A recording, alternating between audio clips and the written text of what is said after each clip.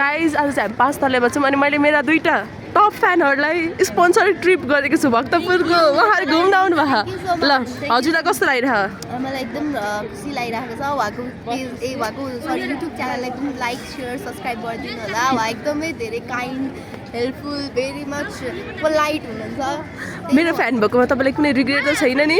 अब भन्न त मिल्दैन तर पनि म हजुरलाई कस्तो लागिरहेछ? थ्याङ्क यू सो मच रोजिनाजी, मलाई एकदमै खुसी लागिरहेछ। यति धेरै त मैले आजसम्म यति खुसी मैले महसुस गर्ने हाम्रो लागि यति धेरै गरिदिनु भयो। हामी धेरै धेरै खुसी छौँ। आगामी दिनहरूमा हामी यस्तै फ्यानहरूलाई बटुल्नेछौँ र यसरी नै हामी अहिले 4 जना पिकनिक आउने। एक दिन 2 जना नभएर मेरो च्यानलमा यहाँ 100 जना तपाईँहरूले देख्न सक्नुहुनेछ। त्यसको लागि तपाईँहरूले छिटो सब्सक्राइब गर्नु होला। Thank you. उहाँ चाहिँ मेरो को ओनर, उहाँले पनि घुमाउन ल्याउनु भएको तर स्पोन्सर चाहिँ मैले गरेको यो ट्रिपलाई। ल थ्याङ्क यू। रोजिनाजी हाम्रो पे गर्दै हुनुहुन्छ।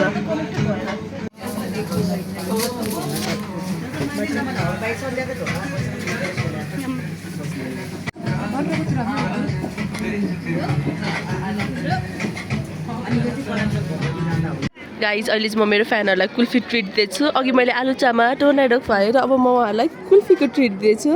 यहाँहरूको मेरो को ओनर खानु हुँदैछ। यस अनि म पनि खाँदैछु। Let's enjoy.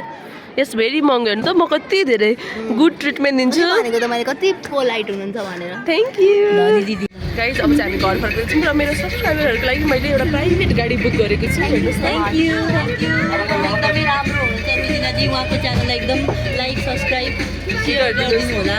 हेर्नु तपाईँलाई कस्तो लागिरहेको प्राइभेट गाडीमा? मलाई त कस्तो कति आँखाबाट आँसु आउन लागिसक्यो। त्यति खुसी म त जीवनमा पहिलोचोटि चढेको होला यस्तो प्राइभेट गाडी। Thank you. केही छैन, यहाँ रिजल्ट छ। तपाईँहरू पनि यस्तै चाहनुहुन्छ भने प्लिज सब्सक्राइब गर्नुहोस्। रोजा डायरिज।